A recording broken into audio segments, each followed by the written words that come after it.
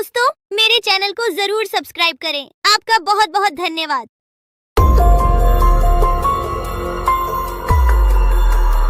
बहुत साल पहले की बात है। लक्ष्मीपुर के जंगल में एक पुरानी झील थी। वहाँ दिन में तो कोई घटना नहीं होती, पर थोड़ा सा भी अंधेरा छाते ही वह झील एक खूनी झील बन जाती। उस दौरान जो भी जानवर उस झील पर पानी पीने आ जाता, वह जिंदा वापस नहीं आता।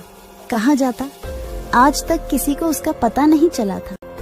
यही वजह थी कि जंगल के सारे जानवरों ने, यहाँ तक कि जंगल की राजा शेर ने भी उस झील को खूनी झील घोषित कर दिया था। अब पूरे जंगल में कोई भी शाम को उस झील की तरफ जाने की हिम्मत नहीं करता था।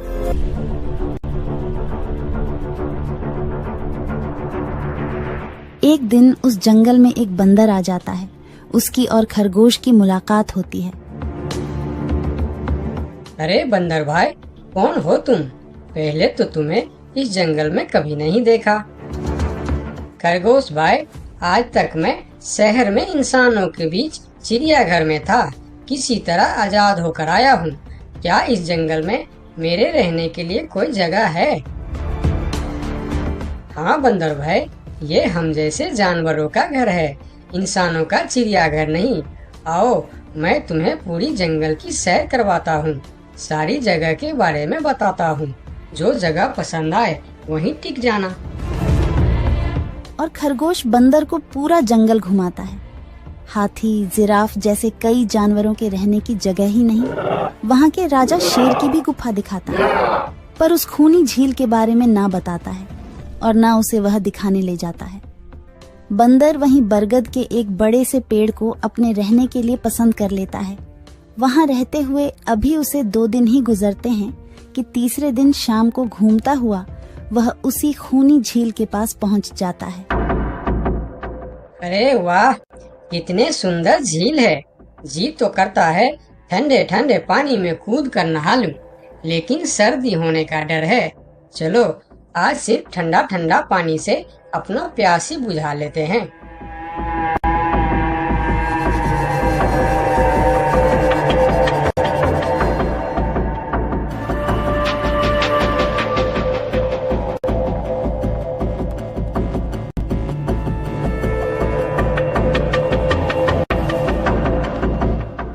अरे बंदर भाई, तुम इतने डरे हुए क्यों हो? कहाँ से आ रहे हो?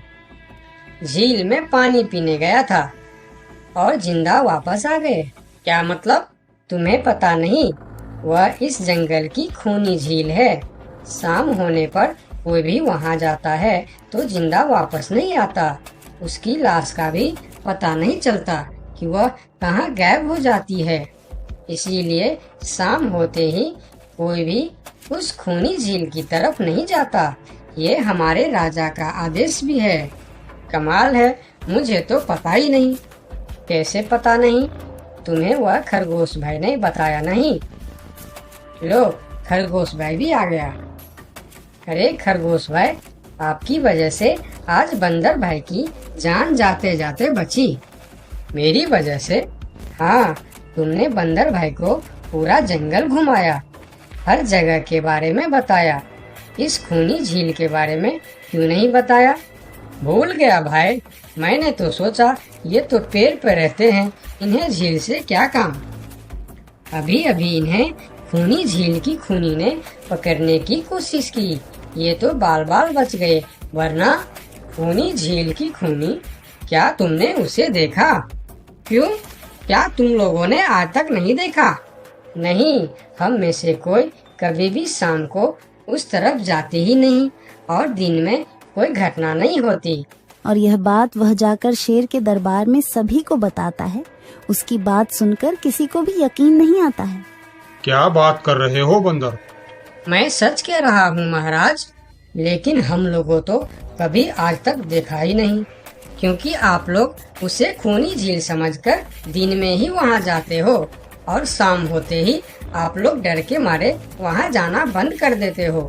पूरे दिन वह मगरमच्छ झील में छुपा रहता है, शाम होते ही चुपचाप निकलता है और झील के पास पानी पीने आए जानवरों को खा जाता है। और आप लोग समझते हैं कि यह झील ही खूनी है, जबकि खूनी यह झील नहीं, इसमें छिपा हुआ मगरमच्छ है। हमें तो यकीन नहीं हो रहा है।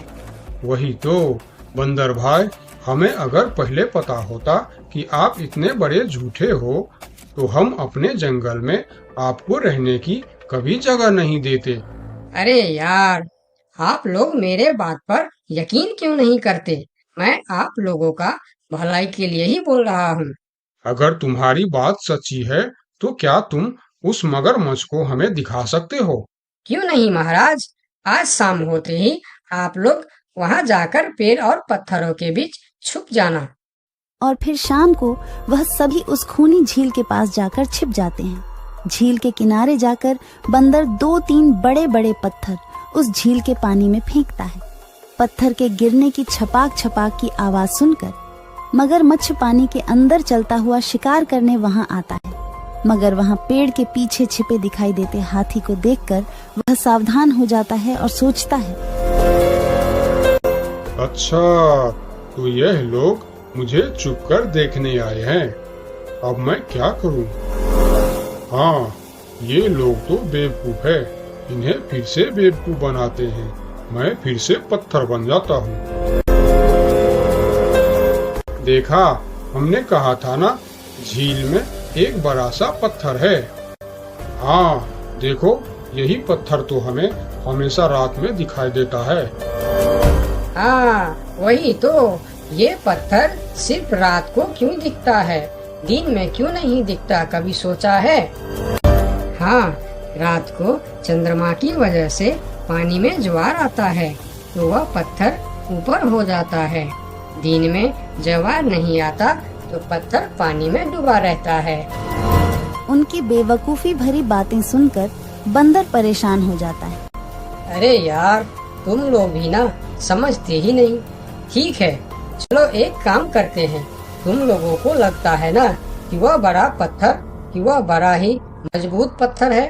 अगर यह खुद ही बता दे कि यह एक मजबूत पत्थर है तो मैं भी मान जाऊंगा और अभी गुलाटी मारते हुए झील में छलांग लगा दूंगा और तैरता हुआ इस तरफ से उस तरफ चला जाऊंगा। यह सुनकर मगरमच्छ के मुंह में पानी आ जाता है। लगता है आज बंदर का नरम नरम मांस खाने का मौका मिलेगा। वैसे भी ये सारे जानवर बेवकूफ है। आज तक मुझे पत्थर ही समझते आए हैं। मैं पत्थर हूँ, मैं मजबूत पत्थर हूँ। सुना आप लोगों ने, ये कैसे आप लोगों को बेवकूफ समझता है? अरे पत्थर भी कभी बोलते हैं क्या? अब सभी की समझ में बंदर की बात आ जाती है। रात भर सभी शेर राजा की गुफा में मीटिंग करते हैं। बंदर सही कह रहा था। यह मगरमच्छ जरूर कहीं दूसरे जगह से हमारे जंगल में आ गया है। लेकिन अब क्या करे? अगर धरती पर होता तो मैं उसे धूल चटा देता था, लेकिन पानी में हमारा शक्ति कम हो जाती है। तो क्या इससे हमें कभी छुटकारा नहीं मिलेगा महाराज? मेरे ख्याल से तो नहीं। मिलेगा महाराज, ये पानी में भी रहेगा, हमें देखेगा भी, मगर वह कुछ कर नहीं पाएगा। ये कैसे हो सकता है? हो सकता है हाथी भाई, बस आप लोग मुझे 2 बड़े बड़े रस्सी दे दो। रस्सी का क्या करोगे? मैं शहर के चिड़िया खाना में था तो एक एक तरीका सीखा है जानवरों पर कब्जा करने की। हम इस पर कब्जा कर लेंगे। और बंदर को 2 बड़ी बड़ी रस्सी लाकर दी जाती है। फिर बंदर उन सभी के साथ रस्सी लेकर उस खूनी झील पर पहुंचता है।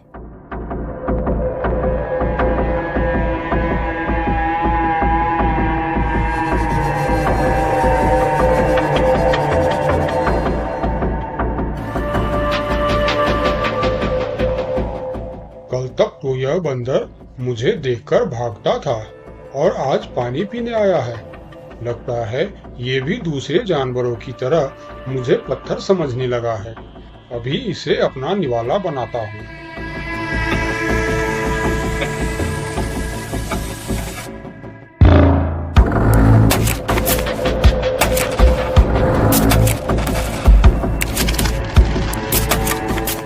अरे ये तो भाग भी नहीं पा रहा है। अब यह जितना ज्यादा फरफराएगा उतना यह फंदा कसता जाएगा और चुपचाप रहेगा तो फंदा ढीला रहेगा। जैसे यह फिर हिलेगा फिर फंदा कसता जाएगा। अब ना यह इससे छूट सकता है और ना पानी में जा सकता है। अरे वाह, फिर तो यह हमारा कुछ भी नहीं बिगाड़ सकता। अब हम सारे जानवर इस झील में कभी भी पानी पी सकते हैं, कभी भी नहा सकते हैं। अब यह हमारा कुछ भी नहीं बिगाड़ पाएगा। अरे वाह बंदर भाई, मान गए। आपने तो हमारी समस्या ही खत्म कर दी, वरना रात भर हमें प्यास ही रहना पड़ता था कि हमें झील में पानी पीने गया और झील ने हमें खा लिया। तो आज हमें एक बात समझ में आई है कि किसी भी अफवाह के चक्कर में हमें अपनी जगह छोड़कर नहीं जाना चाहिए, बल्कि उस अफवाह का समाधान क्या है वह खोजना चाहिए, क्योंकि कोई भी जगह खूनी नहीं होती, उस जगह पर रहने वाला खूनी होता है।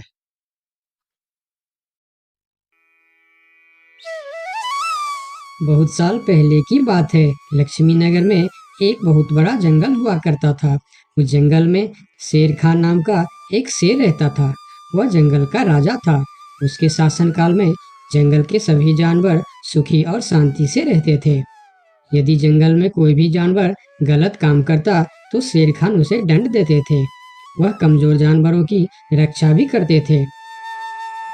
एक दिन शेर खान अपने गुफा के सामने बैठे थे। तभी उसका दोस्त भालू उसके पास आया। फिर दोनों दोस्त मिलकर जंगल और जंगल के जानवरों के बारे में आलोचना करने लगे। मैं इस जंगल का सबसे शक्तिशाली जानवर हूँ। मेरे सामने जंगल का कोई भी जानवर टिक नहीं सकता। क्या कहते हो भालू भाई? ये तो तुमने बिल्कुल ठीक कहा, लेकिन हाथी के सामने तुम बिल्कुल चूहे जैसे दिखते हो। क्या ठीक कहा ना मैंने शेर खान? भालू की बात सुनकर शेर खान बहुत क्रोधित हो गए। भालू, तुम्हारी हिम्मत कैसे हुई मेरे बारे में इस तरह की बातें करने की? तुम्हें पता है तुम किसके सामने बात कर रहे हो? मैं इस जंगल का राजा हूँ। तुम मेरे दोस्त हो, इसीलिए तुम्हारे साथ मैं थोड़ा मजाक कर रहा था। तुम मेरे बात का बुरा मत मानना शेर खान। शेर खान नहीं, महाराज कहो महाराज। मैं इस जंगल का राजा हूँ, इसीलिए बाकी जानवरों की तरह तुम भी मुझे आज से महाराज कह के ही बुलाओगे। लेकिन शेर खान, हम दोनों दोस्त हैं, फिर भी तुम ऐसे क्यों बातें कर रहे हो? दोस्त है नहीं, दोस्त थे। आज से हमारी दोस्ती खत्म। आज के बाद मैं तुमसे कभी बात नहीं करूंगा। दोस्त कहकर मेरे सामने कभी मत आना। चले जाओ यहाँ से। अपने दोस्त का इस व्यवहार से भालू बहुत दुखी हुआ और वह वहां से चला गया। उसी जंगल में गोलू नाम का एक बंदर भी रहता था। वह दूसरों की चीज चुराकर भाग जाता था। एक दिन गोलू की चोरी करते समय शेर खान के एक सिपाही के द्वारा पकड़ा जाता है और उसे शेर खान के सामने विचार के लिए लाया जाता है। गोलू को देखकर शेर खान कहते हैं, गोलू, तुम्हारी चोरी की किस्से जंगल के दूर दूर तक मशहूर है। तुम जानवरों के घर में ही नहीं बल्कि मेरे दरबार में भी बहुत चीज चोरी की है। इसीलिए मैं तुम्हें पहाड़ से गिराकर मारने की सजा घोषित करता हूँ। आज से ठीक 2 महीना बाद तुम्हें पहाड़ से गिराकर मार दिया जाएगा। अपनी मौत की सजा सुनकर गोलू बहुत रोने लगा और बोला, महाराज, मैं अब कभी चोरी नहीं करूंगा। मुझे माफ कर दीजिए महाराज। मेरे घर में छोटे छोटे बच्चे हैं, मुझे छोड़ दीजिए महाराज। लेकिन शेर खान ने उसकी फरियाद नहीं सुना। तब एक सैनिक उसे ले जाकर जेल में बंद कर देता है। उधर गोलू का दोस्त भोलू को जब इस बात का पता चलता है तब वह गोलू से मिलने के लिए कैद खाने में पहुंच जाता है और उससे कहता है, देखा गोलू, तुम पकड़े गए ना। मैं तुम्हें कितनी बार कहा था कि चोरी करना छोड़ दो। अब क्या होगा बताओ, कैसे निकलोगे यहाँ से? ये सब छोड़ो भोलू भाई, जो होना था वो हो गया। मुझे तो बस अपने परिवार की चिंता हो रही है। काश मैं मरने से पहले उनके लिए कुछ कर पाता। मेरे छोटे छोटे बच्चे हैं, बीवी है, अब उन सब का क्या होगा? मेरे बिना वह भी जीवित नहीं रह सकते। गोलू की बातें सुनकर भोलू सोच में पड़ गया। फिर वह शेर खान के पास गया और बोला, महाराज, मैं गोलू का दोस्त भोलू हूँ। मैं आपसे कुछ कहने आया हूँ। तो तुम गोलू का दोस्त भोलू हो। ठीक है, बताओ क्या कहना चाहते हो तुम। महाराज, मैं चाहता हूँ कि आप गोलू को कुछ दिन के लिए उसके परिवार के पास जाने दें, ताकि वह मरने से पहले अपने परिवार के लिए कुछ इंतजाम कर सके। मरने वाले का आखिरी इच्छा पूरा कीजिए महाराज। आप एक बार उसके परिवार के बारे में भी सोचिए। गोलू ने जो किया उसमें उसकी परिवार की क्या गलती है? अगर आप उसे कुछ दिन के लिए अपने परिवार के पास रहने दोगे तो शायद उसका परिवार बच जाएगा। मैं इस बारे में तुम्हारी कोई मदद नहीं कर सकता। अगर अपने परिवार से मिलने के बहाने गोलू भाग गया तो मैं किसको सजा दूंगा? शेर खान की बात सुनकर भोलू थोड़ा सोच में पड़ गया। फिर बोला, तो ठीक है महाराज, आप गोलू को छोड़ दीजिए। जब तक गोलू वापस नहीं आ जाता मैं उसकी जगह कैद खाने में रहूंगा। और अगर वह कभी वापस नहीं आया तो क्या तुम उसके हिस्से की मौत की सजा भी लोगे? थोड़ा सोचकर बताओ। हाँ महाराज, मैं इसके लिए भी तैयार हूँ। भोलू की बात मानकर शेर खान ने गोलू को कैद से निकालकर भोलू को कैद खाने में डलवा दिया। तब बाहर निकलकर गोलू ने भोलू को बोला, दोस्त तुम चिंता मत करना, मैं समय से पहले ही वापस आ जाऊंगा। ऐसा कहकर गोलू वहां से चला गया और भोलू गोलू की जगह कैद खाने में रहने लगा। इस तरह बहुत दिन बीत गया, लेकिन गोलू वापस नहीं आया।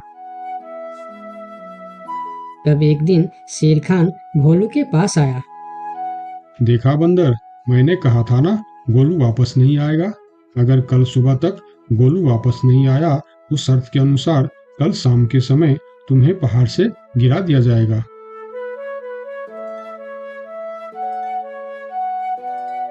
अगले दिन भी जब गोलू वापस नहीं आया तब शेर खान और उनके सैनिक भोलू को लेकर पहाड़ के किनारे पर गए। फिर भोलू को खाई के किनारे खड़ा करके शेर खान ने कहा, देखा ना मूर्ख बंदर, तुम्हारे दोस्त तुमको धोखा देकर चला गया। अब तुम मरने के लिए तैयार हो जाओ। लेकिन इस बार भी गोलू नहीं डरा और बोला, कोई बात नहीं महाराज, मैं अपने दोस्त के लिए मरने के लिए भी तैयार हूँ। मैं यह जानकर बहुत खुश हूँ कि मेरा दोस्त अपने परिवार के साथ खुश है। मेरे आगे पीछे और कोई नहीं है, मैं तैयार हूँ महाराज।